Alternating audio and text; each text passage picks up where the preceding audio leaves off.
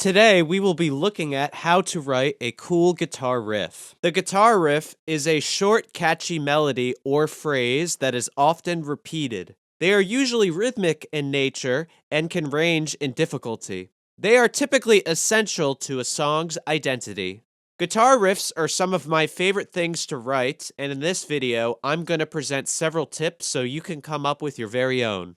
My first recommendation is to use a drum backing track to get the juices flowing. Or you could play with a real drummer too if you can get a hold of one. Assuming you don't have a drummer to play with, go on YouTube and search drum backing track at whatever tempo, meter, or style your heart desires.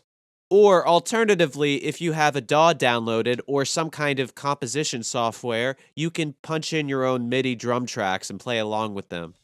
For my example, I put on a drum track in Logic and I jammed along with it until I came up with something. And here's what that sounds like.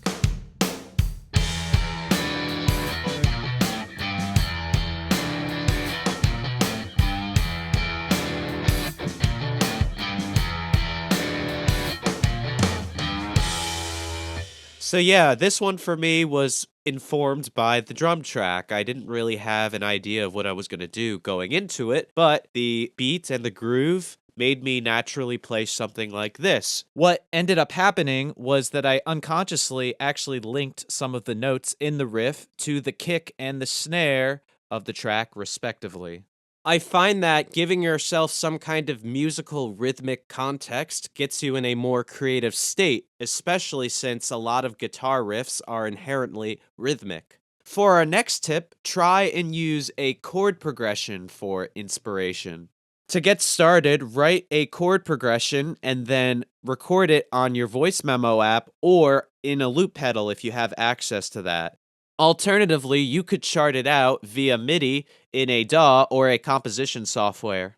Once you have your chord progression in some kind of tangible format, then jam along and see what you come up with. A common technique for this kind of riff is to harmonize with your chords by targeting the chord tones. Chord tones are notes of the chord, by the way. Listen to my example of my chord progression and then hear my riff played over it.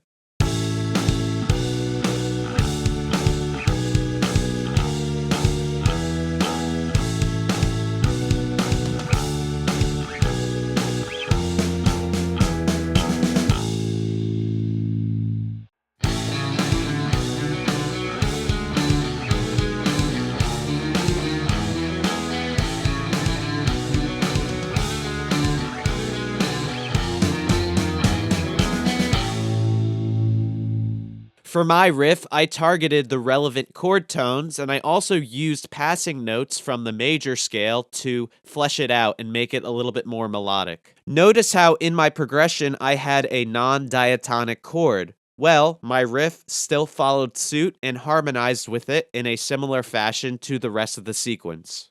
In this next tip, instead of working with a chord progression, try using a specific scale instead. I mean, in the last example, most of the chords were from the A major scale, but I was primarily focusing on targeting the chord tones and playing them in time with their respective chords. For this tip, what I recommend you do is you hunt for a scale, preferably one that is unique to your ears, and you try and write a riff based off of all or most of the notes in it. I decided to write my riff in Lydian flat 3, which is a mode of the harmonic major scale. I chose F sharp as my root note. Listen to how this sounds.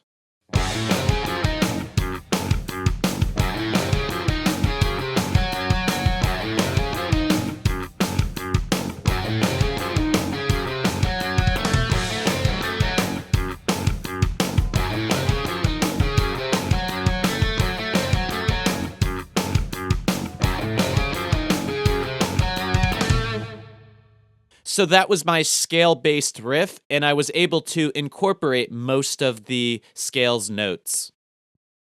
Another good tip is to try a different guitar tuning.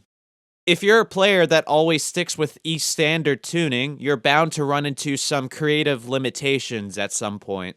With a different tuning, the physicality of how you play the instrument ultimately changes, and that will get your brain working in different ways. I wrote a riff in drop D, which is not really a radical tuning, but just the subtle change was able to inspire me to write something a little different. Listen to how it sounds.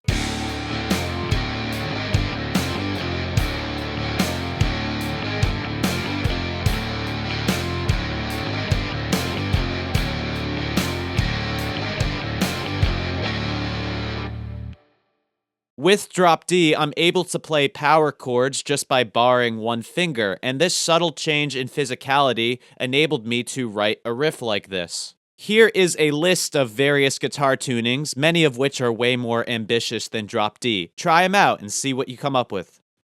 In this last tip, try playing a riff in a different time signature. Just like in the first tip, you could use a drum backing track or a real drummer to get you in this state of mind. By challenging yourself to come up with something in an alternate timing, you're bound to write something that is quite unique and intriguing. I tried to write a riff in 11/8 and I used a drum backing track to help me get there. This is what it sounds like.